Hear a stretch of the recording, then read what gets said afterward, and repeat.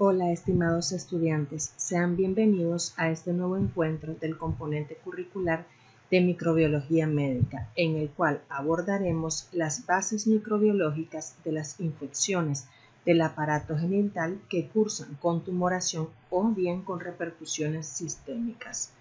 ¿Cuál es el objetivo integrador de esta semana?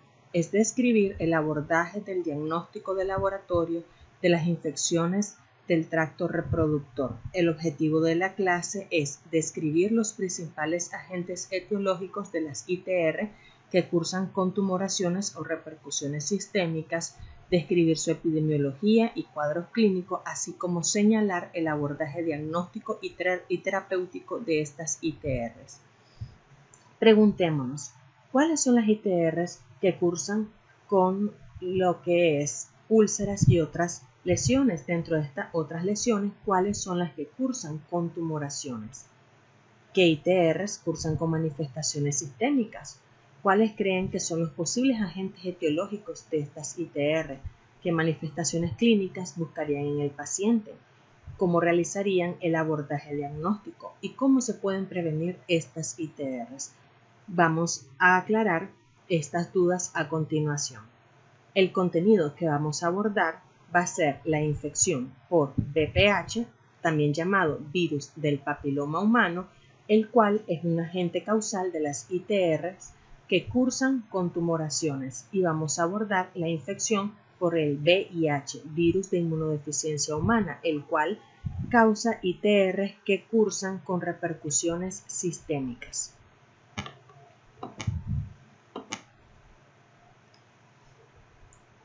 Primero abordaremos las infecciones del tracto reproductor que cursan con tumoraciones. ¿Cuáles son los agentes que se pueden transmitir por vía sexual y pueden causar tumoraciones, ya sea benignas o malignas? Entonces aquí tenemos tres principales agentes. El VPH, el cual causa una tumoración benigna llamada verrugas o condilomas, y el VPH otra vez que causa una tumoración maligna, en este caso cáncer cervicouterino, pero también el virus de la hepatitis B y C que causan cáncer hepático. En el caso de estos dos últimos virus los vamos a abordar en el tema de hepatitis que se aborda en la clase de microorganismos causantes de infecciones hepáticas. Nos vamos a centrar solo en el VPH. El VPH constituye la infección viral más frecuente del aparato reproductor. Es tan común que casi todos los hombres y todas las mujeres sexualmente activos lo van a contraer en algún momento de su vida. Este virus va a tener tipos de alto riesgo y tipos de bajo riesgo.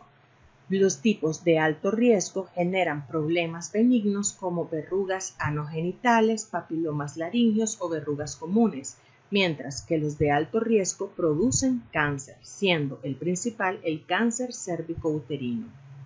Cabe destacar que existen vacunas disponibles para poder prevenir estos trastornos causados por el virus del papiloma humano. Como él puede producir cáncer, entonces se cataloga como un virus oncogénico, junto con el virus de la hepatitis B, el virus de la hepatitis C, el Epstein-Barr, el herpes virus humano 8 y el VIH. En Nicaragua, en el año 2020, el cáncer cervicouterino fue la primera causa de muerte por cáncer en las mujeres. Este cáncer tiene una incidencia en nuestro país de 21.4 casos por 100.000 habitantes. Y en el año 2019 se reportaron un total de 370 muertes por cáncer cervicouterino, debido a que el cáncer cervicouterino es causado por el VPH. Este es un tema de bastante importancia. Miremos las características microbiológicas de este virus. Aquí pueden observar al virus del VPH, y este es un virus que pertenece a la familia Papillomaviridae y es un virus que tiene un genoma de ADN. Como pueden ver, no tiene envoltura, es decir, es un virus desnudo. Debido a que su genoma es de ADN, este virus se va a replicar en el núcleo. Recordemos lo que aprendimos en la clase de generalidad de los virus. Los virus de ADN se replican en el núcleo, mientras que los virus de ARN se replican en el citoplasma. Algo llamativo de este virus es que tiene un tropismo hístico limitado. Por lo general le gusta infectar a las células epiteliales de la piel y de las mucosas. Y aquí tiene afinidad por la capa basal proliferante. Entonces, una vez que el virus ingresa, él se dirige a esta capa basal y a medida que el queratinocito va a ir madurando, vamos a ver que ya en las capas más superficiales van a expresarse ya proteínas de la cápside en los queratinocitos diferenciados. ¿Por qué produce cáncer este virus? Como mencioné, el VPH es la principal causa del cáncer cervicouterino y esto se debe a que el genoma de ADN de este virus codifica para oncoproteínas. Aquí ven el genoma, el cual está codificando para los diferentes genes víricos, en los cuales encontramos 7 a 8 genes de expresión temprana, estos se designan con la letra E, y tenemos 2 genes de expresión tardía o genes estructurales que corresponden a la proteína L1 y L2 de la cápside.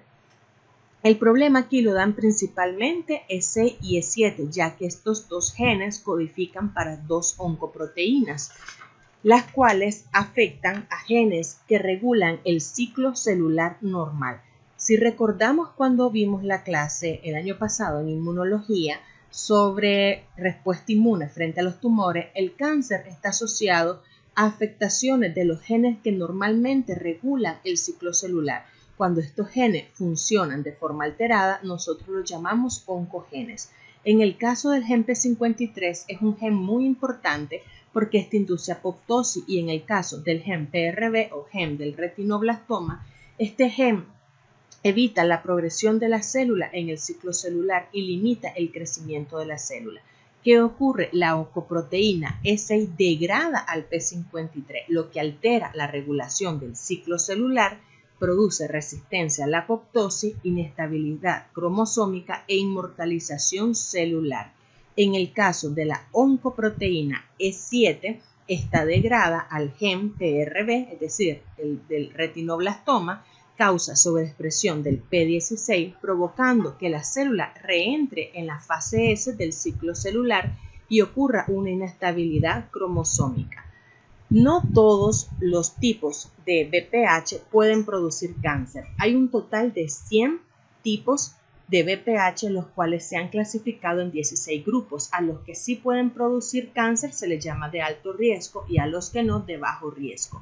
Los de alto riesgo, los más emblemáticos, son el 16 y el 18, y los de bajo riesgo, los más emblemáticos, son el 6 y el 11.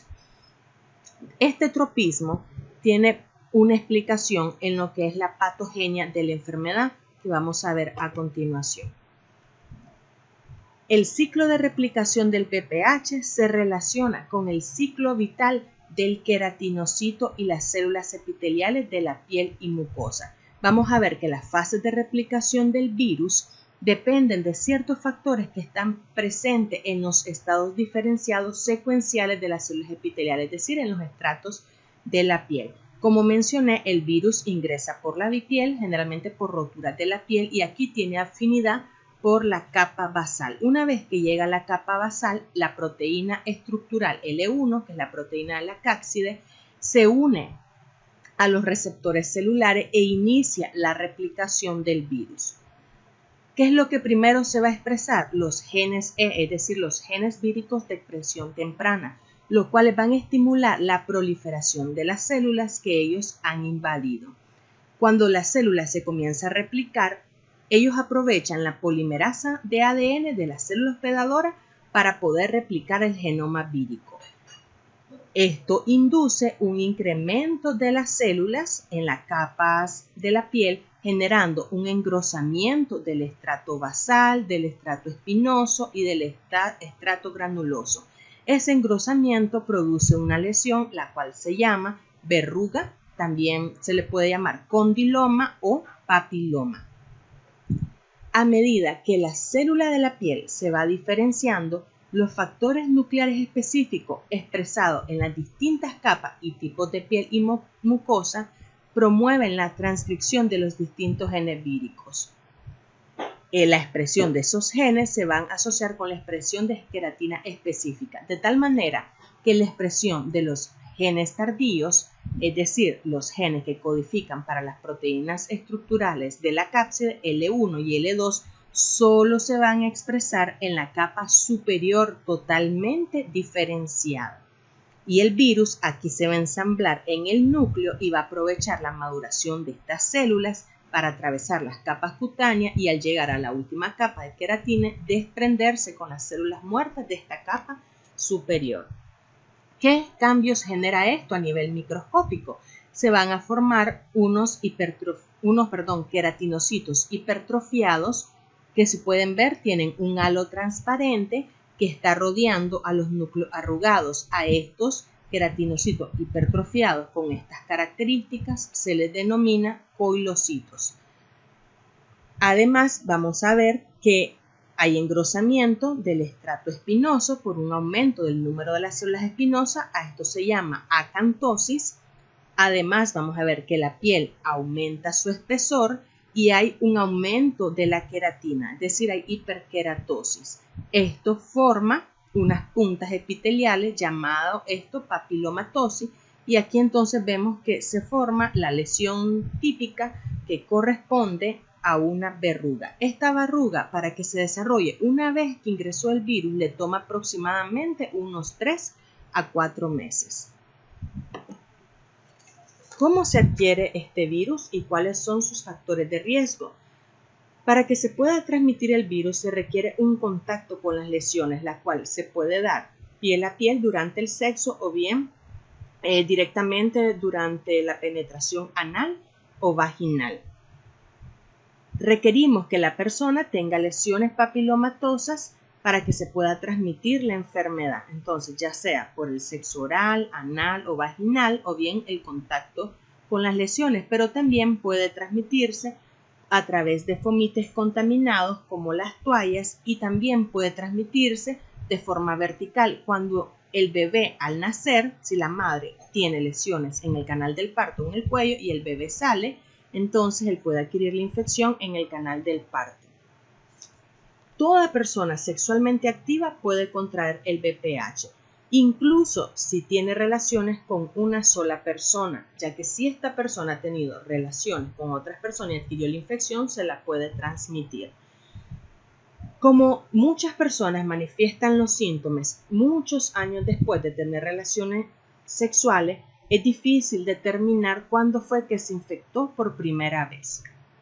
Una vez que yo adquiero el virus, este va a penetrar por microlesiones que están presentes en la piel y así accede a la capa basal de nuestra piel. La infección de la piel y mucosa depende del tipo de cepa, es decir, del tipo de VPH, y las lesiones que ellos producen son diferentes. Vamos a ver que hay muchos pacientes que no presentan síntomas, es decir, son asintomáticos. Muchos casos son subclínicos y no producen ninguna enfermedad. Pero hay tipos de VPH benignos, los cuales producen cuadros como verrugas, las cuales pueden ser cutáneas, plantares, pueden ser anogenitales, o bien producen estas lesiones en lo que es las cuerdas vocales, y a esto se le llama papiloma laringio.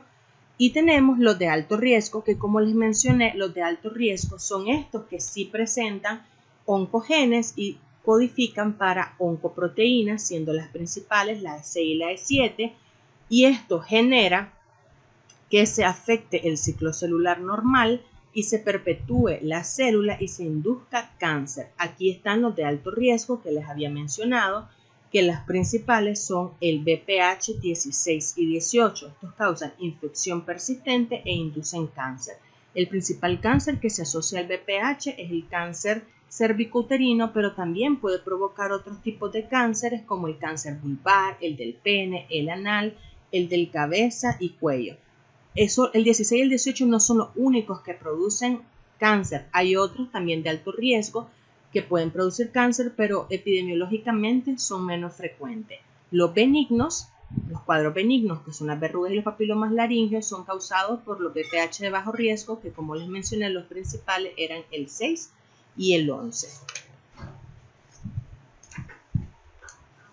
Este es un tema muy importante de salud pública, ya que el cáncer cervicouterino Es el segundo cáncer más frecuente en las mujeres y constituye la principal causa de muerte por cáncer en mujeres en países subdesarrollados. Entonces, el 99% de los cánceres cervicuterinos es por BPH, el 80% de los anales, el 25% de los orales y el 35% de los faríngeos. Cuando el virus ingresó a nuestro cuerpo, él activa la respuesta inmune y esta es una respuesta inmune antiviral. En el caso de la respuesta inmune innata, más que todo luchan células natural killer y en la respuesta inmune adquirida participan tanto la respuesta celular con los linfocitos TCD8 como la respuesta humoral con los linfocitos TCD4 y los linfocitos B. En un gran número de pacientes, la respuesta inmune antiviral logra eliminar el virus y el epitelio de la persona regresa a su estado normal, es decir, sana. Esta persona hace una resolución espontánea del cuadro. Sin embargo, cuando los BPH que están infectando a este paciente son de alto riesgo, este puede evolucionar a precáncer y cáncer. Pero esta evolución no es inmediata, es una progresión en un intervalo relativamente prolongado, es decir, lenta. Desde que yo me infecté hasta que yo desarrolle el cáncer pueden pasar 10 a incluso más años. ¿Por qué ocurre esto? Esto se debe a que hay una batalla, es como una báscula donde está el virus y tenemos a mi sistema inmune. Y ellos están en una lucha constante, pero este virus tiene mecanismos para evadir la respuesta inmune. Una de ellas es que este le gusta vivir dentro de los queratinocitos.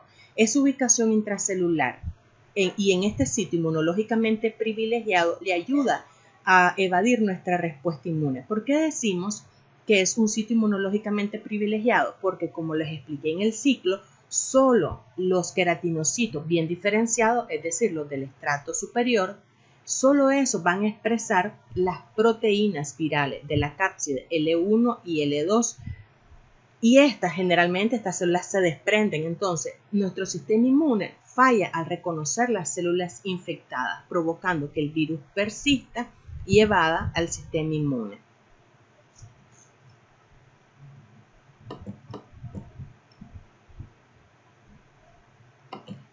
El cuadro clínico que producen los virus del papiloma humano, como les he mencionado, depende del tipo. Cada tipo tiene una notable especificidad tisular y provoca distintos cuadros patológicos. Como les mencioné, hay unos que producen cuadros benignos. Estos principalmente causan verrugas que afectan la piel y las mucosas y otros causan papilomas que afectan las membranas mucosas, como por ejemplo los papilomas laringeos que miramos en esta área, que son producidos por el virus 6 y 11, pero también lo pueden producir el 40, el 42, el 44, el 55, el 61, el 70, el 72 y el 81. Como ven, cada uno produce un cuadro en específico, por lo que les hablo del trompismo específico tisular. Y vemos aquí a los de alto riesgo, que como les mencioné, los principales son el 16 y el 18. Entonces, estos son los que pueden producir cáncer. Y el 70% de estos es más frecuente el 16, pero como les mencioné, hay otros como el 30, 31, 33, 35, etcétera, que también pueden causar cáncer y se consideran de alto riesgo, pero epidemiológicamente son menos frecuentes. Aquí vemos cuadros benignos también, como las verrugas. Aquí tenemos una verruga plantar, una verruga común, en este caso un condiloma anogenital. Y como les mencioné, esta verruga es la lesión característica y se da por el engrosamiento de los estratos de la piel, el estrato basal, el espinoso y el granuloso. Estas, recuerden que se consideran benignas y estas pueden resolver de forma espontánea, es decir, que con el tiempo estas suelen desaparecer aun cuando el paciente no reciba tratamiento. ¿Cómo realizo el diagnóstico de esta infección? Bueno, en relación al diagnóstico, esta depende del cuadro clínico. Como el cuadro que más se asocia, el más grave, es el cáncer cervicuterino, voy a comenzar a explicar cómo diagnostico la infección por el virus del papiloma humano en el cervix de la mujer. Primero, en los países desarrollados, que tenemos más posibilidades económicas, se tienen diferentes técnicas que nos permiten detectar el genoma de ADN del virus aun cuando él no haya producido lesiones. Aquí podemos usar técnicas de hibridación del ADN como reacción en la cadena de polimerasa para poder amplificar el genoma del virus y así detectarlo. Esto se aplica principalmente para buscar el ADN de los tipos de alto riesgo, el 16 y el 18. En los países subdesarrollados se utilizan principalmente técnicas de tamizaje más económicas. Entre ellas, el principal método de detección lo constituye el PAP, también llamado Papa Nicolau. ¿Qué es el Papa Nicolau? El Papa Nicolau consiste en una técnica de citología.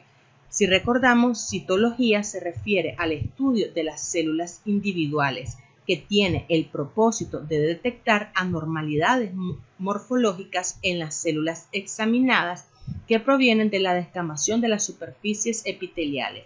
En el caso del PAP, esta es una citología cervical o cervicovaginal en la cual obtenemos muestra de células tanto del endocervix como del exocervix. Aquí debemos recordar un poco de histología. El exocervix, recuerden que es un epitelio escamoso, mientras que el endocervix es un epitelio cilíndrico. Este epitelio escamoso, cuando es sano, yo lo observo de un color rosadito, como lo ven aquí, y el epitelio cilíndrico sano se observa de un color rojizo. Entonces, cuando se toma la muestra, como lo están viendo en esta imagen, se raspan células tanto del endocervix como el exocervix. Luego estas se colocan en un portaobjeto y se le aplica la tinción policrómica, que es la tinción de Papa Nicolau, en la cual yo busco obtener un contraste entre el núcleo y el citoplasma de las células, para así poder detectar cambios en la morfología celular,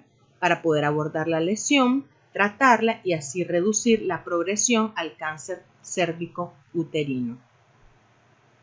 Entonces, en el PAP yo puedo detectar diferentes tipos de anormalidades, puedo detectar lo que habíamos visto, los coilocitos, que son estos queratinocitos hipertrofiados que tienen un halo que rodean a los núcleos arrugados. Estas células son sugestivas de infección por VPH. También en el Papa Nicolau yo puedo detectar, les voy a explicar más adelante, vamos a pasar nuestra diapositiva, en el Papa Nicolau yo también puedo detectar cambios precancerosos, las cuales consisten en las lesiones de alto grado. Ustedes ven este término que es SIN o NIC, que significa neoplasia intraepitelial cervical. Entonces, vemos aquí las etapas, vean, para la evolución del cáncer. Aquí tengo un epitelio normal, que como ven es un epitelio estratificado. Aquí ya vemos coilocitos, fíjense que aquí están, ¿verdad?, hipertrofiados los queratinocitos, hipertrofiadas las células epiteliales, y aquí estamos viendo que hay un halo que está rodeando los núcleos arrugados. Esto es sugestivo de una infección por VPH. Y aquí veo una neoplasia intraepitelial cervical. Esta es de bajo riesgo o bajo grado, que es la NIC1. En este caso, esta lesión no es una lesión cancerosa. Esta es una lesión que puede tener regresión espontánea, es decir, volver a un epitelio normal incluso sin tratamiento. Sin embargo, cuando tenemos un país en el cual no está bien implementado un programa de tamizaje y esta enfermedad ha estado presente durante periodos de tiempo largo, esto puede progresar. Y aquí es el problema, cuando progresa a un NIC2 o a un NIC3, que son lesiones intraepiteliales de alto grado. Estas ya nos están indicando una displasia, en el caso del NIC2 moderada y en el caso del NIC3 una displasia severa, y puede evolucionar a un carcinoma invasor. Entonces, ¿qué es lo que nos está ayudando el Papa Nicolau?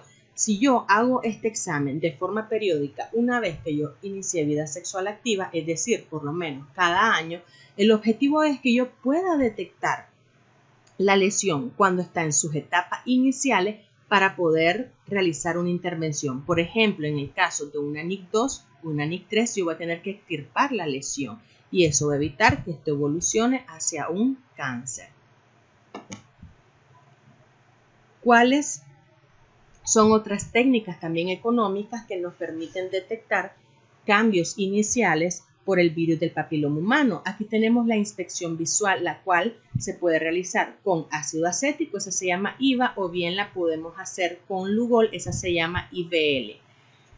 ¿Cuál es el principio de estas pruebas? En el caso del ácido acético, cuando yo aplico ácido acético, lo normal es que se mantenga, como les había dicho, el epitelio escamoso de un color rosadito, como lo ven aquí, y el epitelio cilíndrico de un color rojizo. Entonces yo digo que este IVA está negativo, es lo normal. Sin embargo, el ácido acético, cuando hay una lesión, este ácido acético genera una reacción acetoblanca, es decir, torna de color blanco las regiones afectadas. Esto se produce porque el ácido acético coagula las proteínas celulares, las cuales aumentan cuando hay lesiones en el tejido, como en el caso de lesiones precancerosas o cáncer, y esto opaca el color del estroma, de tal manera que se da ese color blanquecino, el cual contrasta, si ustedes se fijan, con el epitelio escamoso normal circundante que se ve de color rosadito. Entonces, esto es lo normal, que no cambie de color cuando yo tengo una lesión donde se están acumulando esas proteínas celulares y entonces la coagula, el ácido acético, le da ese color blanco que ven aquí, una reacción acetoblanca. La otra técnica, que es la inspección visual con Lugol o IVL, el principio se basa en lo siguiente: en condiciones normales, el epitelio escamoso, que lo ven aquí, ese epitelio es rico en glucógeno. El Lugol es glucofílico, es decir, tiene una filia, una atracción por el glucógeno. En condiciones normales, esta unión del Lugol con esos tejidos que son ricos en glucógeno va a producir una lugolización y va a generar que se tiña el tejido de un color caoba o negro, como lo ven aquí. En cambio, el epitelio cilíndrico, que es el del endocervix, no contiene glucógeno, por lo cual no hay atracción por el yodo y, si ven, no se tiñe. ¿Qué ocurre en las lesiones precancerosas y en el cáncer? Las lesiones que son de NIC, o sea, es decir, las lesiones de neoplasia intraepitelial cervical o de cáncer invasor, carecen de glucógeno. Por este motivo, ellas no captan el yodo y ellas permanecen o adquieren este color amarillo mostaza o azafrán. Y aquí vemos un paciente con IVL positiva en un cáncer invasor.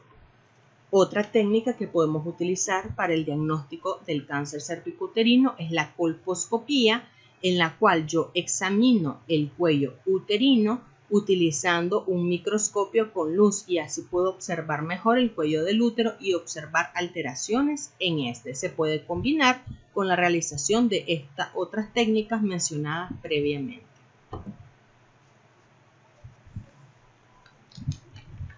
¿Cómo diagnostico lesiones en otros sitios? O sea, lesiones de BPH en otros sitios. Por ejemplo, en el caso de los pacientes que tienen verrugas cutáneas, en los pacientes que tienen condilomas anogenitales, en los pacientes con papilomas laringeos, el diagnóstico es principalmente clínico. Es decir, si yo veo la lesión típica característica, que son las verrugas o bien los papilomas, esto es suficiente para determinar el diagnóstico.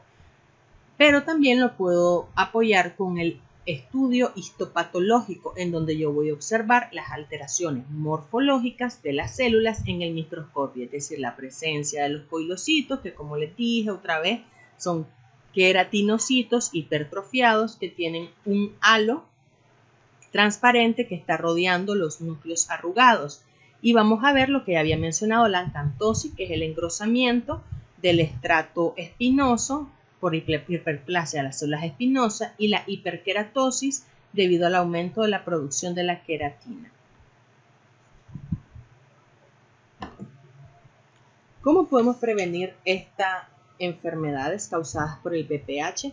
Es importante recalcar que se cuenta con vacunas, las cuales ya están aprobadas, y se cuentan con 2 vacunas, Gardasil y Cervarix. ¿De qué están compuestas estas vacunas? Son vacunas de subunidades que están compuestas por un antígeno proteico recombinante que está sintetizado a partir de la proteína L1, es decir, una de las proteínas de la cápside. ¿Cuál es la utilidad de estas vacunas? Estas vacunas previenen las infecciones persistentes y aparición de las lesiones precancerosas, reduciendo así las infecciones anogenitales y la incidencia y desarrollo del cáncer cervicouterino. En el caso de la primera, Cervarix es una vacuna bivalente. Esta protege contra dos serotipos, el 16 y el 18. Se administra a mujeres entre los 10 y los 25 años. En el caso de la Gardasil, existen dos tipos de Gardasil. La Gardasil cuadrivalente, esta protege contra los serotipos de alto riesgo, 16 y 18, y los de bajo riesgo, el 6 y el 11, y se administra a mujeres entre los 9 y los 26 años. Y luego tenemos la Gardasil 9, la cual es una vacuna no navalente que protege contra los serotipos 6, 11, 16, 18, 31, 33, 45, 52 y 58. Si se fijan, protege contra los que son de bajo riesgo, los de alto riesgo, los principales, el 16 y el 18, pero también contra otros de alto riesgo que son frecuentes. Este se administra a mujeres y hombres en las edades de 9 a 26 años. Como esta se administra a hombres, también previene lo que es el cáncer anal y las lesiones anogenitales. En el caso de otras estrategias, podemos también implementar las prácticas sexuales seguras, como la monogamia y el uso del preservativo. Sin embargo, es importante esclarecer dos cosas. Recordemos que puede ser que una persona solo haya tenido una pareja y igual adquiera VPH, debido a que puede ser que su pareja haya tenido múltiples parejas y se haya infectado previamente. Como les mencioné, hay pacientes que tardan en desarrollarse el cuadro clínico, por lo cual puede ser que contagien a una persona más adelante. Además, el preservativo, si bien se recomienda su uso, el VPH puede infectar zonas que el condón no cubre. Y lo otro importante es lo que les mencioné, estar haciendo el tramizaje de forma continua y periódica, al menos una vez al año, hacerse su PAP, su inspección visual con ácido acético, la IBL, porque si yo hago un diagnóstico precoz y logro intervenir de forma temprana, voy a evitar la progresión al cáncer. Entonces es importante crearle conciencia y educar a los pacientes de la importancia de estas técnicas de tamizaje.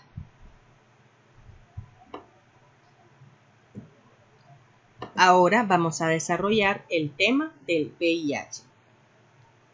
El VIH o virus de inmunodeficiencia humana forma parte de los agentes etiológicos de las infecciones del tracto reproductor que cursan con repercusiones sistémicas. Si recordamos, en la clase anterior ya vieron algunos agentes que causan repercusiones sistémicas como la sífilis.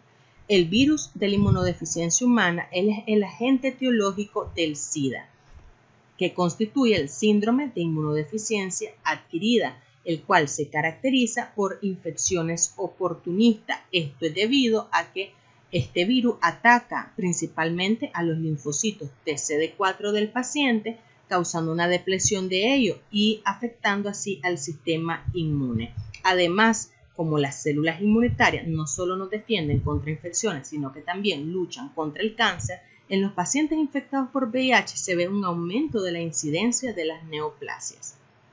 El SIDA se identificó por primera vez en 1981 en Estados Unidos, principalmente en hombres homosexuales. En la actualidad, 35 millones de personas viven a nivel mundial con VIH-Sida y la mayor parte ha sido infectada por contactos heterosexuales.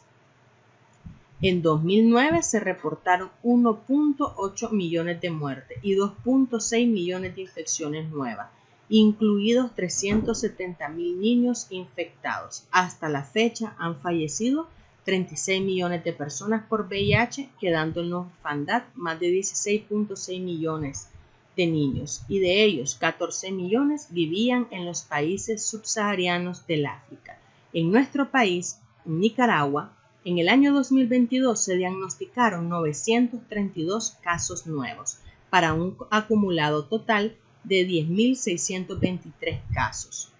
De estos, el 74% está en la edad de 15 a 39 años, es decir, son jóvenes, Vean, 54% eran heterosexuales. Entonces veamos cómo ha cambiado la epidemiología. Ahora afecta a los heterosexuales. 1127 están en condición de VIH avanzado y 1261 han fallecido por esta causa. Los departamentos más afectados en nuestro país son Chinandega, Raán y Managua. El 63% son hombres y el 37% son mujeres, siendo 1.7 a 1 la relación hombre-mujer. ¿Cuáles son las características estructurales de este virus? Es un virus bastante característico. Él pertenece a la familia Retroviridae, es un retrovirus, al género Lentivirus. Si ustedes observan, el virión es de forma esférica, pero tiene algo llamativo, su nucleoide es cilíndrico y dentro de este nucleoide, vean, aquí está una sola cadena, o sea, es un genoma de ARN monocatenario. Este genoma codifica para 3 enzimas esenciales. Esas enzimas son la integrasa, que esta va a permitir que el genoma del virus se integre en el núcleo de la célula infectada, la proteasa y la transcriptasa inversa. Esta es una de las enzimas más importantes porque esta es una ADN polimerasa dirigida por ARN que hace una copia de ADN a partir del ARN genómico del virus. Este ADN que sintetiza se le llama provirus y este se integra al cromosoma celular y sirve de plantilla para el ARN viral. Tiene una peculiaridad. Si ustedes ven, el ADN que se sintetiza a partir del genoma del virus se integra dentro del núcleo. Quiere decir que a pesar de ser un virus de genoma de ARN, no completa toda su replicación en el citoplasma, sino que una parte de su replicación la realiza dentro del núcleo. Además, vean que es un virus envuelto y este virus posee glucoproteínas, siendo las más importantes la glicoproteína 41 y la glicoproteína 120. Estas dos participan en lo que es la invasión celular. La glucoproteína 41 permite la penetración del virus al permitir la fusión con la membrana de la célula hospedera y la glicoproteína 120 es la responsable a la unión del receptor principal y los correceptores. ¿Cuál es el principal receptor? Es el CD4. Por eso es que tienen tropismo por los linfocitos de CD4. Y los correceptores suelen ser receptores de quimiosina. Aquí tenemos el CCXR5 y el CCR4. Es un virus que tiene un tropismo bastante específico. Le gustan las células del sistema inmunitario, siendo las principales, como le había mencionado, los linfocitos de CD4, pero también tiene tropismo por los monocitos y los macrófagos. Hay algo llamativo de esta enzima, la transcriptasa inversa. Es una enzima que comete muchos errores, entonces eso provoca mutaciones y cuando una persona se infecta por el virus, esta alta cantidad de mutaciones produce cuasi especie, es decir, una persona infectada tiene bastantes virus con cambios en sus genomas, es decir, hay poblaciones heterogéneas de los genomas virales. Son dos tipos de VIH, el VIH1 y el VIH2. Y estos se clasifican en subtipos o clados. En el caso del VIH1, el subtipo M es el predominante. En el caso del VIH2, este abarca 8 subtipos del A al H. Si vieron, el nombre del género es lentivirus. Este es un virus que produce una infección crónica persistente de evolución lenta.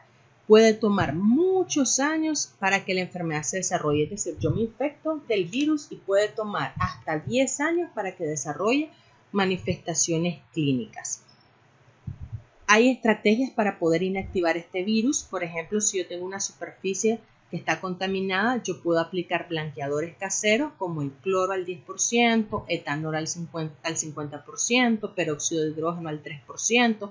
También es un virus que es sensible a los pH extremos como 1 o 3 y también es sensible si se calienta a temperatura de 56 grados centígrados por 10 minutos.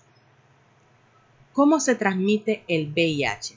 El VIH está presente y abunda en los líquidos corporales como la sangre, las secreciones vaginales y el semen, por lo cual los principales mecanismos de transmisión están asociados al intercambio de los líquidos corporales y de ahí podemos deducir los principales factores de riesgo.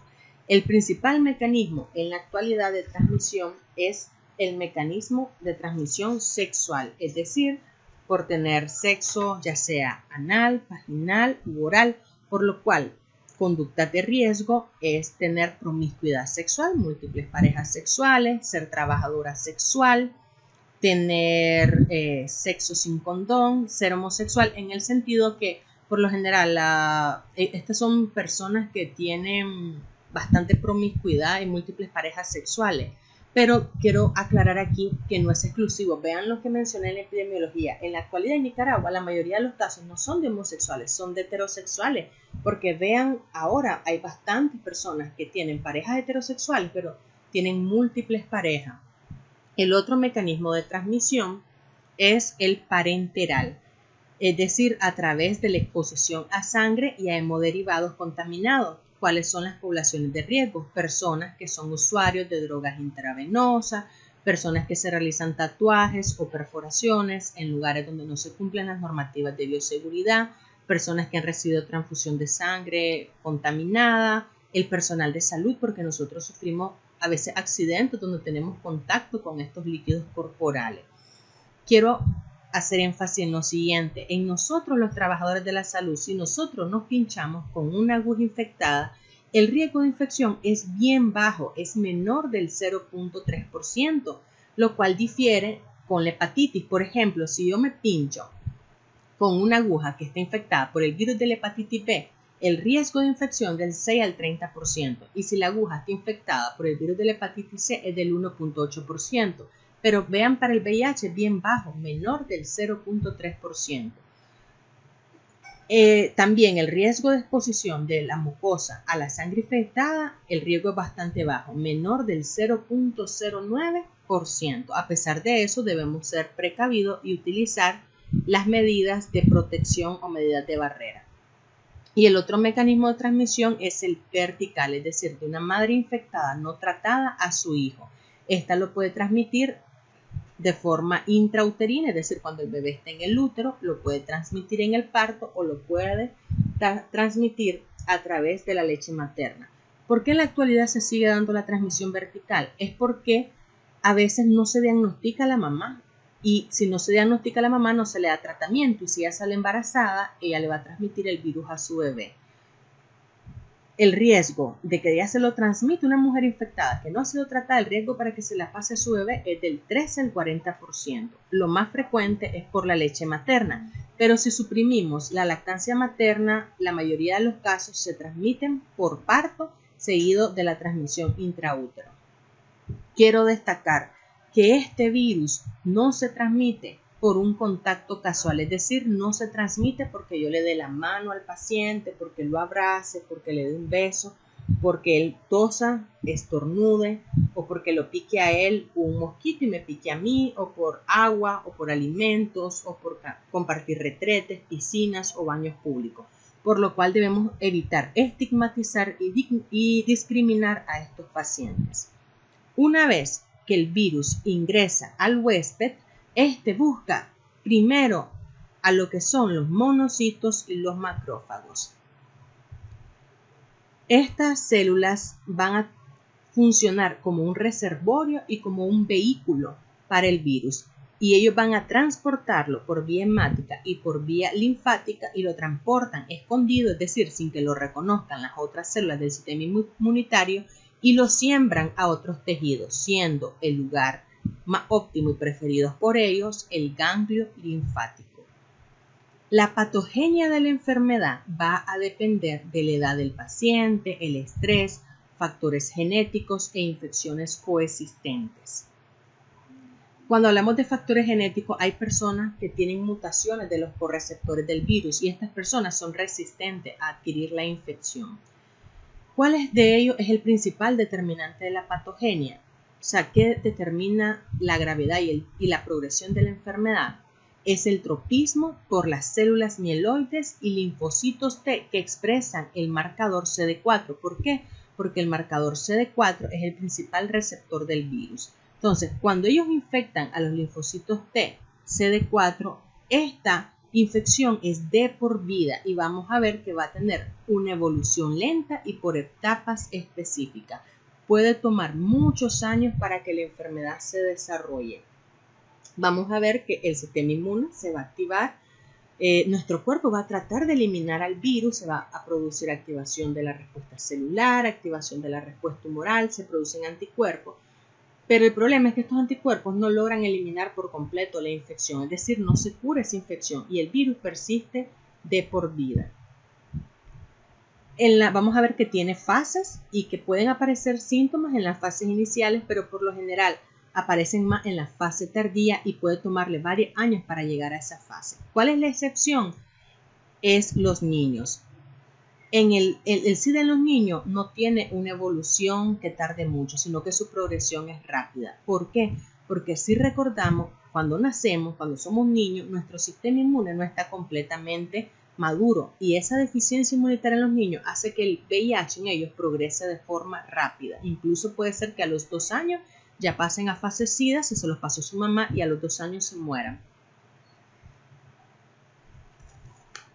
Como les mencioné, el tropismo principal son por los linfocitos TCD4 y el virus los puede destruir de forma directa o bien de forma indirecta por activación de los linfocitos TCD8 que hacen citotoxicidad celular directa contra los linfocitos TCD4 que están infectados y esto genera inmunodepresión. Miremos aquí cómo se da el proceso de replicación. Entonces, la infección inicia cuando las glicoproteínas de la envoltura, que son las glicoproteínas víricas, GP120 y GP41, se unen al receptor primario, que es el receptor CD4, el clúster de diferenciación CD4, y luego se unen con los correceptores, que son el CXCR4 y el CCR5, que ambos son receptores de quimiosina. La unión activa a la célula y pone en contacto la envoltura vírica con la membrana de la célula hospedera. Y esto hace posible que la glicoproteína 41 interaccione y se favorezca la fusión de ambas membranas. Luego, el genoma del virus, el genoma de ARN, se libera en el citoplasma y se inicia la fase precoz de la replicación. ¿Qué pasa? La enzima transcriptasa utiliza el ARN del virión para sintetizar una cadena de ADN. Este ADN del virión, que se llama provirus, penetra el núcleo y gracias a la enzima integrasa se inserta al cromosoma. Luego comienza, una vez que se integró, la fase tardía y el provirus es transcrito como un gen celular por la ARN polimerasa 2 de la célula hospedadora. Luego ocurre la traducción de las proteínas víricas y el virus se ensambla en la membrana plasmática y madura después del salir por gemación de la célula. Como les había mencionado, la transcriptasa inversa comete muchos errores y eso genera inestabilidad genética que genera nuevas cepas, es decir, hace que mute mucho el virus. La afinidad que tiene por estos receptores genera que tenga un tropismo tisular bien específico este virus. Los correceptores nos hablan de diferentes tropismos. Por ejemplo, en el caso de lo que es el correceptor CCR5, que es el que pueden ver aquí, este se encuentra principalmente en los monocitos y macrófagos. Entonces, cuando utilizan este correceptor, decimos que las cepas son macrofagotrópicas o hemetrópicas. Y cuando utilizan al correceptor CXCR4, este correceptor es el de las cepas linfotrópicas del VIH-1 y decimos que el virus es eletrópico. Al inicio de la infección, las principales cepas aisladas son hemetrópicas, es decir, macrofagotrópicas. Sin embargo, a medida que avanza la infección y evoluciona, se sustituyen por cepas T trópicas o L trópicas, ¿verdad? Que son las linfotrópicas. Como les mencioné, las personas que tienen mutaciones en estos correceptores son resistentes a la infección por el VIH. Por eso, en la actualidad hay fármacos como los que vamos a ver a continuación, que están dirigidos a bloquear a los correceptores para así inhibir la penetración del VIH. Miremos cómo es el desarrollo de las fases. Las etapas del VIH son 3: la infección primaria, la latencia clínica y la enfermedad clínica. El lapso entre la infección primaria hasta llegar a la enfermedad clínica es en promedio de 10 años. Como les mencioné, de evolución y progresión lenta. Los sujetos que no son tratados tienden a morir en un plazo de 2 años después de haber comenzado los síntomas clínicos de la fase 3. ¿Qué ocurre cuando ya el virus ingresa? Se da su transporte por los monocitos y los macrófagos, se disemina por vía linfática y hemática, se da siembra en los tejidos, principalmente en los ganglios linfáticos. ¿Qué ocurre en esa etapa? Bueno, que es la etapa de infección primaria. Entonces, hay un lapso de 4 a 11 días entre la infección de la mucosa y la viremia inicial. La viremia inicial es detectable hasta las 8 y las 12 semanas. En este lapso, ¿qué está haciendo el virus? El virus se está diseminando ampliamente por todo el organismo, siendo transportado por los monocitos y los macrófagos y quedando latente en los órganos linfoides. Como les mencioné, el ganglio linfático es el que da el microambiente óptimo para que se establezca y propague la infección. En muchos individuos, aproximadamente el 50 al 75% de ellos, se desarrolla un síndrome agudo similar a la mononucleosis, es decir, el paciente tiene fiebre, cansancio, faringitis, linfadenopatía generalizada. En esta etapa vamos a ver que el recuento de los linfocitos TCD4 comienza a caer porque hay una alta tasa de replicación viral, es decir, se disminuyen los linfocitos TCD4 y comienza a aumentar la viremia. Pero luego, una semana a 3 meses después de la infección, surge una respuesta inmune contra el virus. Esta respuesta inmune, como está destruyendo el virus, causa que se reduzca la viremia y que aumenten los niveles de los linfocitos TCD4. Sin embargo, la respuesta inmunitaria no elimina del todo la infección, ya que los anticuerpos tienen una actividad neutralizante baja debido a la densa glucosilación de la proteína de cubierta y a la alta variabilidad de las secuencias del genoma del virus por la inestabilidad de la transcriptasa inversa, además de otros mecanismos de evasión inmunitaria como la infección de los linfocitos TCD4, la localización inmunológica privilegiada, el ser intracelular, entre otros. Esto provoca que quede latente en los ganglios linfáticos, principalmente en los linfocitos T de memoria. Aquí, cuando esto ocurre, cuando la respuesta inmune está atacando al virus, pero él se esconde en esos ganglios linfáticos, entramos a la segunda etapa que se le denomina latencia clínica. Esta latencia puede durar años, incluso 10. Y en ese lapso vamos a ver que hay una intensa y constante replicación viral. Se calcula que se producen y destruyen cada día unos 10.000 millones de partículas de VIH. La semivida de estos linfocitos infectados es de 1.6 días. Ya en las fases avanzadas de la enfermedad, antes que entre a la fase 3, ¿verdad? Vamos a ver que hay altas cargas virales en el plasma.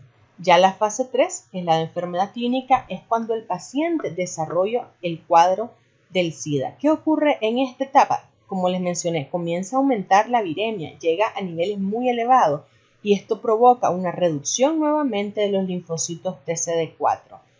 En el caso del SIDA se define como un conteo de linfocitos TCD4 menor de 200 por microlitro. acompañado de una evidencia del virus detectado por ELISA o por Western blot y la presencia de síntomas generales, una o más infecciones oportunistas y aumento de la incidencia de neoplasia y la presencia de síntomas neurológicos. Las cepas de VIH que se encuentran en esta etapa tardía usualmente son más virulentas y citopáticas que las que se hallan al inicio de la enfermedad.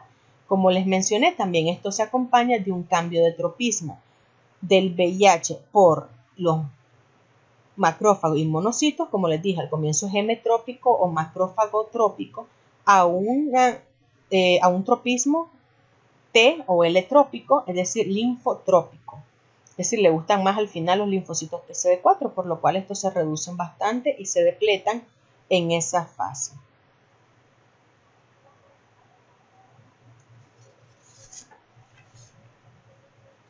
Miremos cómo se da la evolución de una enfermedad de VIH en un paciente sin tratamiento. Y aquí vemos, ¿verdad? Voy a explicarles. En verde, esta curva verde es la cantidad de linfocitos TCD4 y esta curva morada es la viremia, es decir, la cantidad de virus que está en el plasma. Entonces vean al inicio de que es la fase primaria, ¿verdad? La fase de infección primaria, vemos que comienza a disminuir los linfocitos TCD4 y comienza a aumentar la viremia. Todavía aquí en estas primeras semanas se da esto porque no se ha activado la respuesta inmune, entonces el virus está replicándose de forma activa, generando alta carga viral en la sangre y está destruyendo los linfocitos TCD4. Pero recordemos que alrededor de las 4 semanas, 3 a 4 semanas, se activa la respuesta inmune y esto genera que comiencen los natural killers, los linfocitos TCD8 a destruir a las células infectadas. Esto provoca que la viremia se reduzca y vean cómo se disminuyó y aumenten los linfocitos TCD4. Pero, como les mencioné, esta respuesta inmune no es efectiva, por lo cual el virus persiste y vamos a ver esta evolución por años en la cual este virus está persistiendo, sobre todo en los linfocitos de memoria, en los linfocitos que están en reposo, y vamos a ver que se va a ir replicando y entonces va a ir causando que la viremia se vaya aumentando, que aquí la ven, la viremia a medida que pasan los años, vean cómo la viremia comenzó a aumentar y los linfocitos TCD4 van bajando gradualmente. Cuando estos ya llegan, vean aquí, menos de 200, es cuando ya aparece el SIDA y aparecen síntomas constitucionales, los síntomas generalizados, infecciones oportunistas, neoplasias, síntomas neurológicos, hasta que se dé la muerte del paciente. Aún cuando yo le doy tratamiento, quiero aclarar esto, aún cuando yo le doy tratamiento, aún así, no, si yo le doy tratamiento antirretroviral, es decir, le doy fármaco, aún con tratamiento, no logro curar al paciente. ¿Por qué? Porque como les mencioné, él se queda en las células de memoria y las células de memoria no son sensibles a los fármacos antirretrovirales. Entonces son por eso un buen reservorio para el virus. En fechas recientes sí se ha reportado el reporte de una cura en un varón de Alemania, pero no fue por los fármacos antirretrovirales. Este paciente secundario al VIH había desarrollado un cáncer, que es la leucemia mieloide aguda, y él recibió un trasplante de médula ósea, y el donante era un paciente que tenía una mutación del CCR5, que es un correceptor del virus, y eso le generó que tuviera resistencia al virus y por eso se curó. Pero no es que la terapia antirretroviral me va a curar, ella solo va a evitar que yo progrese a las fases de SIDA. Aquí también quiero explicarles cómo estos dos parámetros que medimos, lo que es el conteo de los linfocitos TCD4 como la viremia, son muy útiles. En el caso del número de los linfocitos TCD4 constituye el mejor predictor de riesgo a corto plazo para desarrollar una enfermedad oportunista. Como les mencioné, en el periodo temprano, después de la infección primaria, se observa una diseminación extensa del virus y un decremento neto en el número de los linfocitos TCD4 en la sangre periférica. Al desencadenarse la respuesta inmune y al disminuir la viremia detectable, hay un aumento de esos linfocitos TCD4 y se entra al periodo de latencia clínica. yo puedo detectar en ese periodo por método sensible el ARN del virus. El número de linfocitos TCD4 sigue disminuyendo en los años siguientes, como les expliqué, hasta llegar a un nivel crítico, por debajo del cual surge el peligro notable de las enfermedades oportunistas. Entonces miremos esos niveles. 1000 está normal. Vean que ya entre 400 y 200 hay síntomas constitucionales o puede aparecer tuberculosis. Si recuerdan la clase de tuberculosis, el tener VIH es un factor de riesgo. Ya menor de 200 aquí viene lo peor. ¿Por qué? Porque ya tiene presencia de infecciones como neumocitis Hiroveshi, que la neumonía por neumocitis Hiroveshi es un cuadro clínico característico de SIDA. Se da infecciones del sistema nervioso como la criptococosis por Cryptococcus neoformans o por Toxoplasma gondii. Y ya menor de 50 vemos virus como el citomegalovirus o bacterias atípicas como el Mycobacterium avium, entre otros.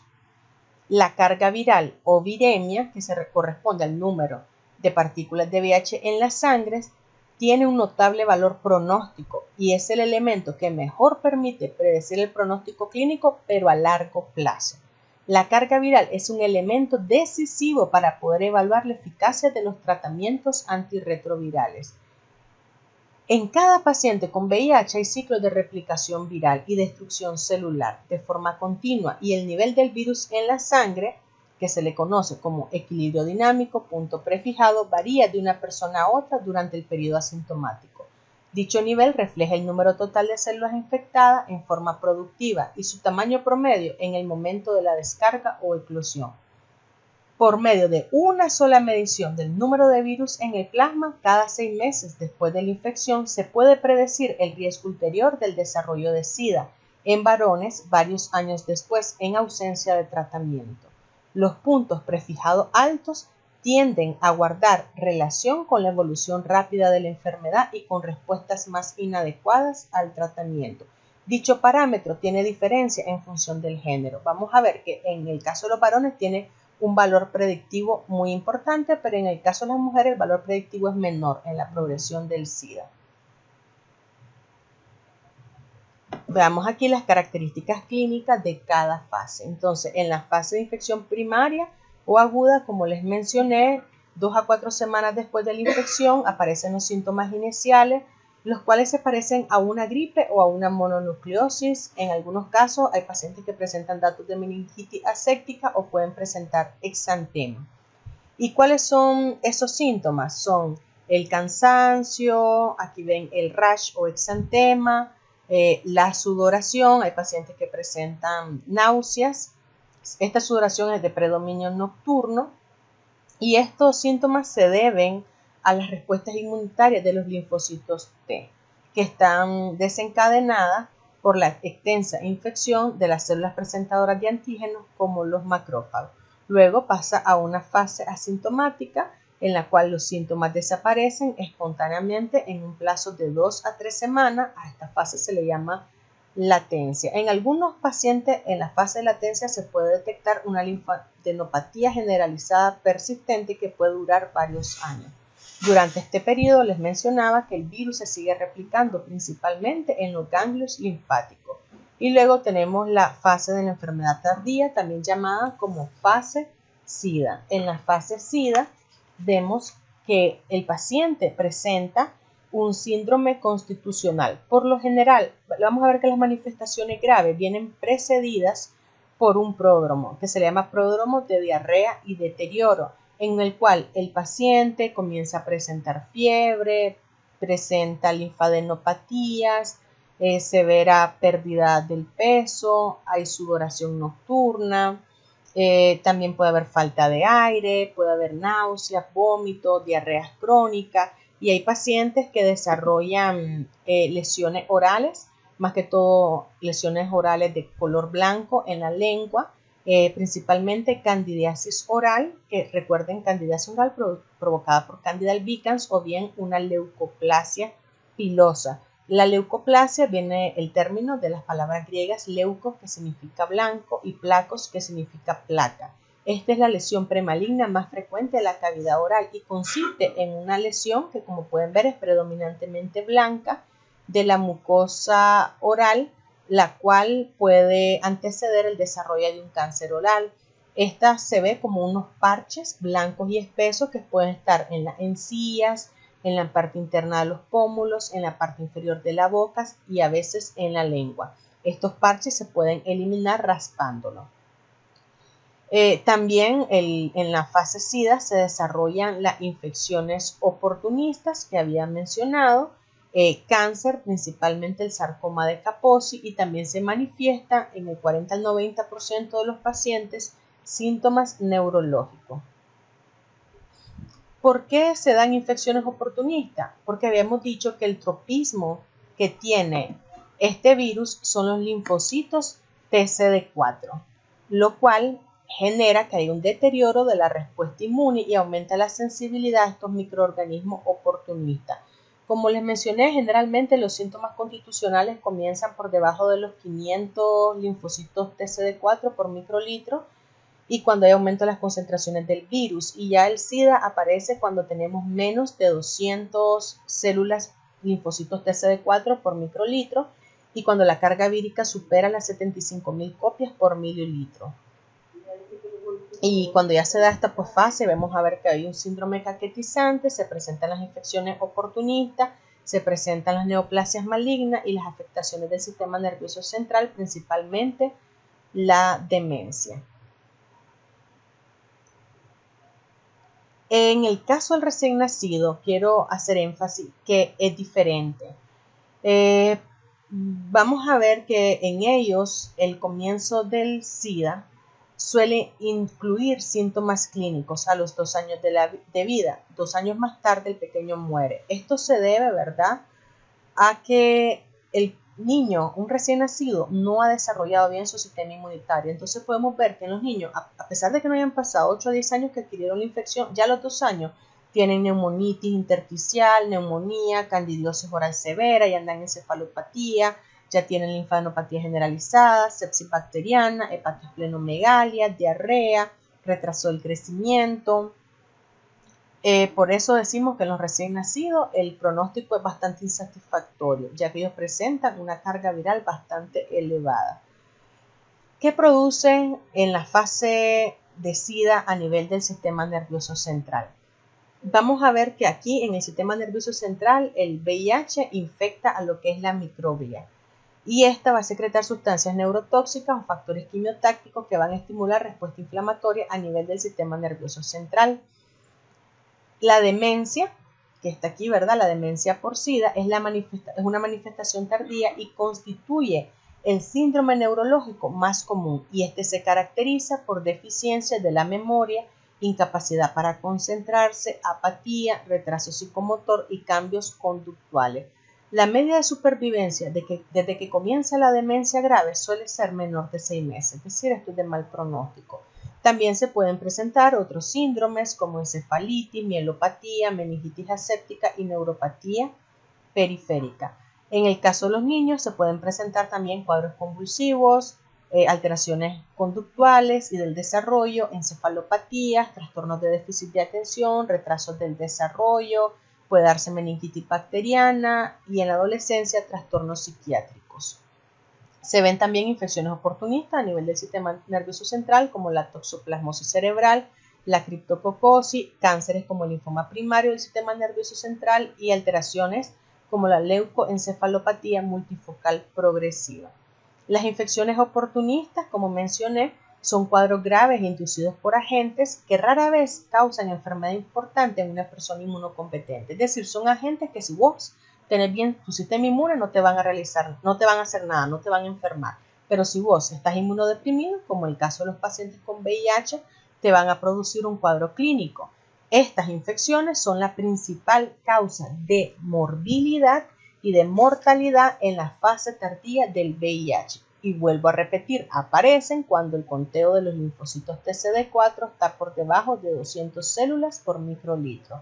¿Cuáles son las más comunes? A nivel de parásitos tenemos a los protozoos como Toxoplasma gondii, Cryptosporidium. A nivel de los hongos vamos a ver Candida albicans, que va a estar produciendo candidiasis oral grave. Podemos ver Cryptococcus neoformans, que produce la criptococosis, coccidioides ignitis, que produce cuadros de neumonía atípica, histoplasma capsulatum, que ya lo vimos en neumonías atípicas, Pneumocystis jirovecii, que también causa neumonía atípica. Vamos a tener también infecciones bacterianas por Mycobacterium tuberculosis, que nos va a dar tuberculosis, salmonella, los estreptococos. Vamos a tener infecciones virales como el citomegalovirus, el herpes, el virus de varicela zoster, el adenovirus, el virus de hepatitis B, el virus de hepatitis C, el virus JC. Aquí quiero hacer énfasis que estos virus, las infecciones de estos virus sirven como cofactores para el desarrollo de cánceres. En el caso, o bien para otras patologías, por ejemplo, en el virus JC, que es el virus John Cunningham, este causa afectación neurológica, ya que causa el síndrome de la leucoencefalopatía multifocal progresiva. Les había mencionado que en el caso de la neumonía por Pneumocystis jirovecii, este es un cuadro clínico diagnóstico de SIDA.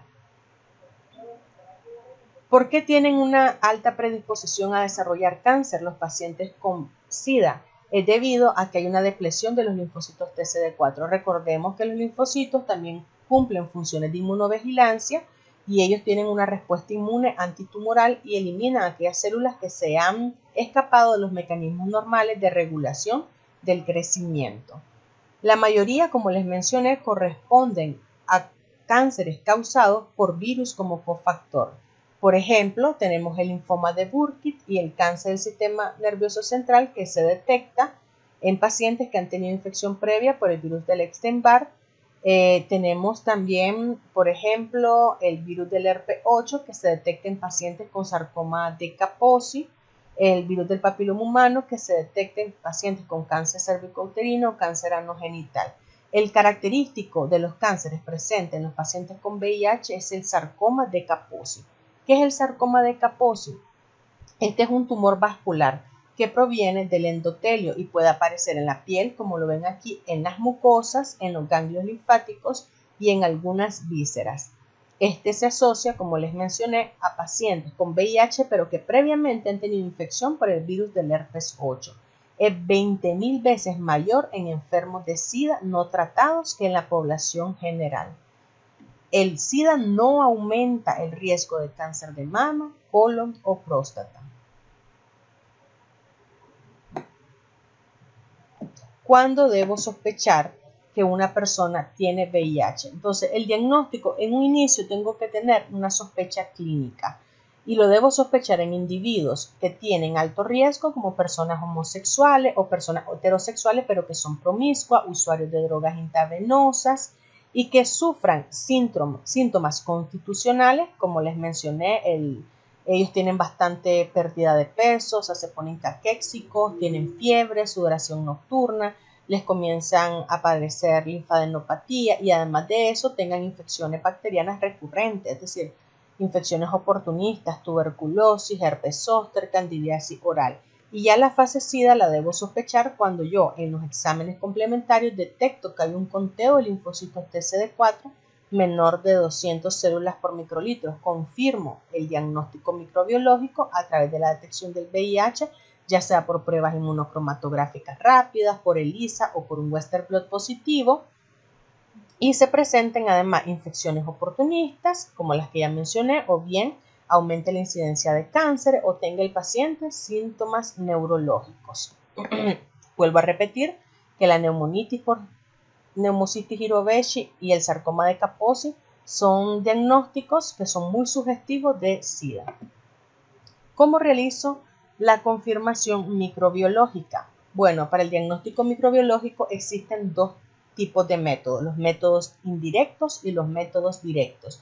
Vamos a comenzar con los métodos indirectos, que estos son los métodos serológicos que sirven para determinar anticuerpos contra el virus y más adelante vamos a ver los métodos directos, que estos detectan ya sea ácido nucleico del virus o bien antígenos del virus. ¿Cuáles son los métodos serológicos para buscar anticuerpos contra el virus? Generalmente se utiliza EIA, es decir, enzimo inmunoanálisis o ELISA para detectar anticuerpos. Aquí quiero aclarar algo. El tiempo de seroconversión después de sufrir una infección por VIH es de 3 a 4 semanas. ¿A qué me refiero? Es decir, el tiempo para que yo los pueda detectar. No es que yo me infecto y hoy mismo desarrollo anticuerpos contra el VIH. No, Porque recuerden respuesta inmune primaria. Cuando yo me infecto por primera vez por un agente infeccioso, ¿cuánto es el tiempo que tarda en activarse la respuesta adquirida?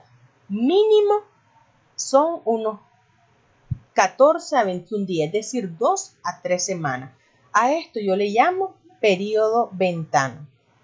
Entonces, el periodo ventana es el tiempo desde que yo me infecté hasta que ocurre la seroconversión, hasta que yo puedo detectar anticuerpos en sangre. Como les mencioné, en promedio, la mayoría de las personas vamos a ver que comienzan a aparecer anticuerpos 3 a 4 semanas. Hay personas que les toma 6 a 12 semanas, pero virtualmente todos los pacientes van a estar seropositivos en un plazo de 6 meses. Muy pocas personas van a tener una infección con VIH que dura más de 6 meses sin que surja una respuesta detectable de anticuerpos. La técnica de ELISA, que es la que están viendo aquí, generalmente se utiliza ELISA tipo sándwich para detectar lo que son los anticuerpos. Esta tiene una alta sensibilidad del 99.5%. Sin embargo, la técnica de ELISA puede dar falsos positivos, por lo cual si sale positiva hay que volverla a repetir y se debe confirmar con el estándar de oro, es decir, la prueba confirmatoria, que es el Western Blot. ¿En qué consiste el Western Blot? El Western Blot es una prueba en la cual yo utilizo una cinta o tira, ¿verdad?, que está impregnada con antígenos de VIH. Aquí lo ven.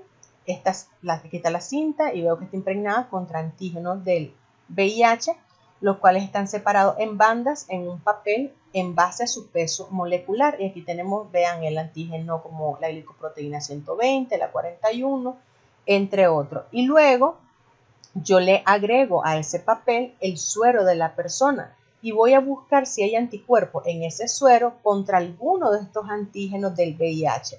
Si hay, van a unirse esos anticuerpos con estos antígenos y me van a producir una precipitación en la banda. Entonces aquí vean un positivo, vean que los anticuerpos se han unido con cada antígeno presente en la tira y esto es positivo, y si no observo la banda es negativo, quiere decir que no hay anticuerpos contra el VIH en el suero de ese paciente.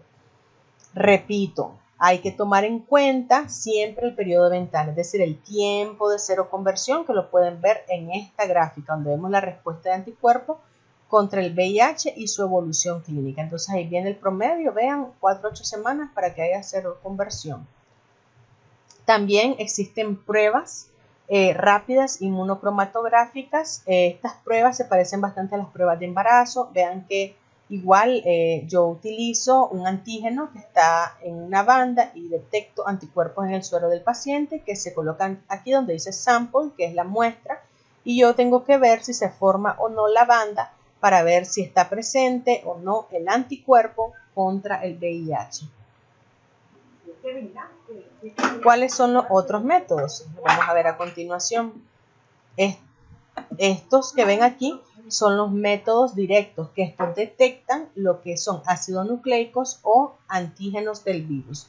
Los métodos de detección de ácidos nucleicos puede ser por PCR de transcriptasa reversa, puede ser PCR de ADN o bien por el método de hibridación seriada de oligonucleótidos. Estos son bastante útiles para cuantificar la carga viral en el plasma, y que es un marcador de predicción importante de la evolución de la enfermedad y para valorar la eficacia del tratamiento.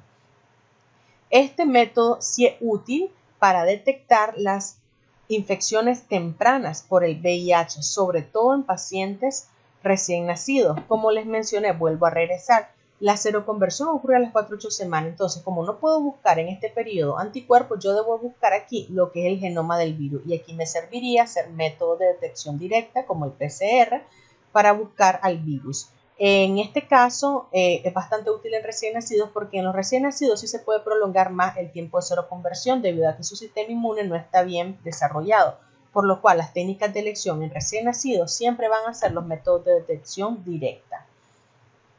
En estos métodos de detección directa, además del PCR, que lo que hace es amplificar el genoma del virus, también tenemos pruebas de detección de antígenos, y aquí hay variables. Hay pruebas ELISA para detectar antígenos, hay pruebas rápidas como estas que están viendo aquí para detectar antígenos. Por ejemplo, esta es una de 4ª generación para detectar antígeno P24. Esto nos permite también reducir el tiempo durante el cual no se detecta la infección cuando se realizan las pruebas serológicas tempranas. Y es útil en individuos en infección temprana, en la cual a veces en esta etapa el paciente anda en niveles altos de viremia, lo que les permite transmitir con facilidad la infección. Cuando también tengan pacientes, por ejemplo, un trabajador de la salud ha tenido exposición al VIH, ya sea porque se pinchó con una aguja o hubo una salpicadura en sus ojos, o bien si tienen alguien que recibió una transfusión sanguínea de una persona infectada. Entonces, en este caso, yo les recomiendo igual hacer las pruebas directas, porque aquí yo quiero acortar el tiempo del diagnóstico y no tengo que esperar hasta la seroconversión. Entonces, en estos casos, es mejor mandar una prueba directa como les mencioné, PCR o bien una prueba inmunocromatográfica o de ELISA para detectar antígenos. Sí, vean, no es para anticuerpos, para detectar antígenos. En Nicaragua, nosotros tenemos un algoritmo que ya se lo voy a explicar, pero para entender el algoritmo, lo primero que debemos hacer es entender las pruebas que utiliza el algoritmo. Y aquí nosotros vamos a ver que en Nicaragua las dividimos en las pruebas de tamizaje, que aquí generalmente están A1 y A2, que estas son pruebas de detección principalmente de anticuerpos, y luego tenemos las pruebas confirmatorias, que en nuestro país se utiliza el ELISA de cuarta generación, el antígeno P24, PCR y el Western blot. Las pruebas de tamizaje A1 y A2 son pruebas que sirven para identificar el VIH siempre y cuando se interpreten de acuerdo a los datos clínicos de la persona y a pruebas auxiliares de laboratorio. Es decir, hay que ver si este paciente tiene síntomas constitucionales, si tiene infecciones oportunistas, o un cáncer característico del SIDA como el sarcoma de Kaposi, y también correlacionarlo con las pruebas auxiliares de laboratorio como una biometría hemática completa que me demuestre linfopenia, un conteo de linfocitos y estos estén debajo de 500, una química sanguínea, entre otras. En personas que no tengan manifestaciones clínicas, las pruebas de tamizaje siempre deberán ser confirmadas. Y aquí tenemos las pruebas de tamizaje A1 y la A2. En el caso de la A1 es un ensayo que detecta en la mayoría de los casos anticuerpos contra el VIH1 y el 2 en algunos casos antígenos. Y esta técnica se puede aplicar en suero, plasma o sangre total y consiste en un inmunoensayo rápido basado en el principio de la reacción tipo sándwich inmunocromatográfica. Vamos a ver, se la voy a enseñar, es esta de aquí. Aquí tenemos el principio de la prueba, ¿verdad? Y también tenemos la prueba 2, que es un ensayo para la detección ya sea de anticuerpos o antígenos contra el VIH 1 y 2, generalmente anticuerpos ya sea en suero, plasma o sangre total, también con un inmunoensayo rápido que se basa en la técnica tipo sándwich inmunocromatográfica. Normalmente uno tiene, vean, una letra que es la C de control y la T de test. Entonces, para indicar, una vez que yo coloco la muestra, que como les mencioné puede ser suero, plasma o sangre total, si solo aparece la banda de control, yo digo que esta prueba se corrió bien, pero el paciente está sano, porque vean, en test está negativa. Si un paciente tiene VIH, vamos a ver que las dos regiones, las dos bandas se van a formar, tanto la de el control como la de la prueba o test. Hay pacientes que no se marca ninguna de las dos bandas, en este caso la prueba es inválida y hay que repetirla. Y la otra técnica que se utiliza bastante aquí en Nicaragua es la Western blot, que se las voy a mostrar más adelante. Primero les voy a enseñar a interpretar cuando se utiliza la prueba A1, A2 y el ELISA. Entonces recuerden que este algoritmo para el diagnóstico del VIH se realiza utilizando una combinación de pruebas rápidas y pruebas confirmatorias de ELISA según se describe a continuación. Entonces vean. Si la prueba A1 realizada en el tamizaje inicial tiene un resultado no reactor, este resultado se entrega al médico tratante y él reporta el resultado como no reactor. Es decir, le dice a su paciente, su prueba está negativa. Y el paciente se va tranquilo. Si el resultado de la prueba rápida inicial fuera reactor, ¿qué debo hacer? Debo inmediatamente realizar una segunda prueba A2. pero esta segunda prueba 2 debe ser de un principio metodológico diferente, es decir, si esta detecta anticuerpos, hagamos otra rápida pero que detecte antígenos, por ejemplo. Si el resultado de esta prueba A2 es no reactor, vean que hay una discrepancia, es decir, le dio en el A1 reactor, pero en el A2 no reactor. Entonces, hay una discrepancia y yo debo notificar esta discrepancia al médico tratante y debo enviar esta muestra al laboratorio de referencia del SILAIS. Una vez que él lo reciba, va a realizar ELISA y si ese ELISA sale negativo, se le transmite este resultado al médico tratante y se reporta el resultado como negativo y si está positivo se reporta ese resultado como positivo al médico tratante y se envía la muestra al Centro Nacional de Diagnóstico y Referencia para el análisis de control de calidad. En el caso que me dé A1 reactor, le envío inmediatamente la prueba A2 y esta me sale reactor, esto se notifica al médico tratante y este da un reporte al paciente de resultado preliminar reactivo. Independientemente que ya se le entregue al paciente, yo siempre debo remitir la muestra del laboratorio, al laboratorio de referencia del SILAIS, el cual va a realizar un ELISA de cuarta generación. Si ambas pruebas A1 y A2 son reactoras y la prueba de ELISA es positiva, este resultado se envía a vigilancia epidemiológica del SILAIS o bien de la unidad de salud que lo refiere e igual envía una muestra junto con el historial del paciente al Centro Nacional para Referencia y Diagnóstico, CNDR, para realizar un control de calidad. Si este resultado nos da negativo, es decir, A1 reactor, A2 reactor, pero el resultado de ELISA me da negativo, debo en un periodo máximo de 3 semanas solicitar una nueva muestra.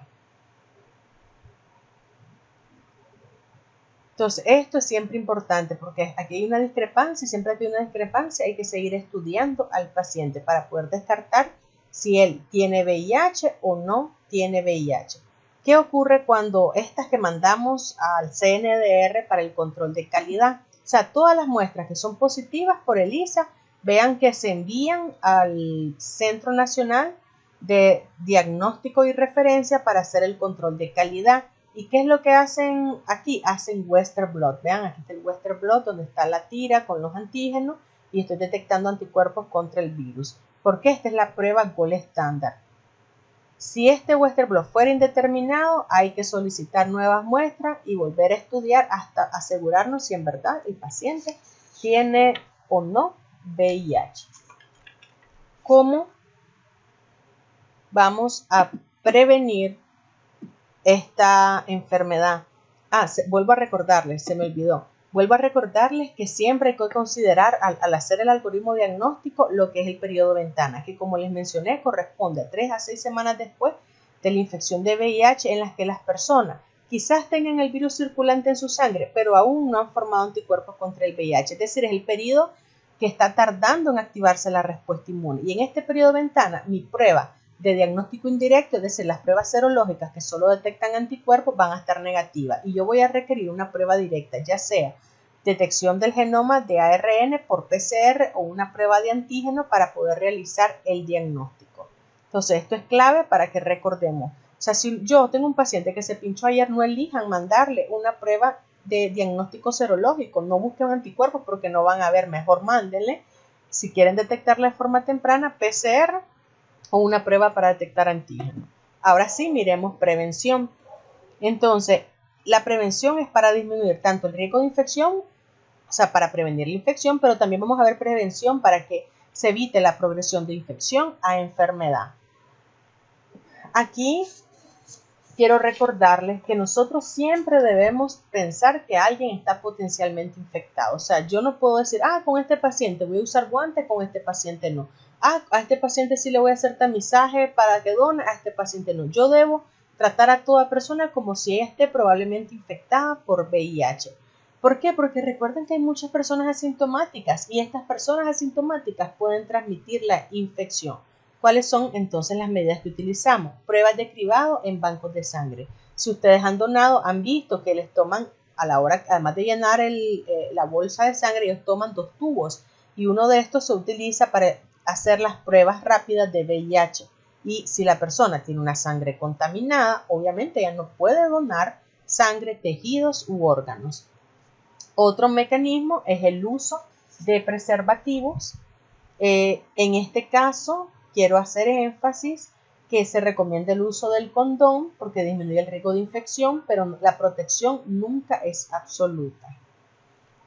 Hay que también promover las relaciones monógamas. En el caso de las agujas, recuerden que no deben compartirse, así que si se van a hacer un tatuaje, una perforación en un lugar que sea con buenas normas de bioseguridad, no hay que compartir los cepillos de dientes ni máquinas de afeitar. En el caso de los trabajadores de la salud, si ocurre contaminación de superficies con sangre, debemos siempre limpiar con blanqueadores caseros como el cloro que ya les había mencionado. En el caso de una mujer que esté infectada por el virus del VIH, para evitar la transmisión hay que evitar darle lactancia materna.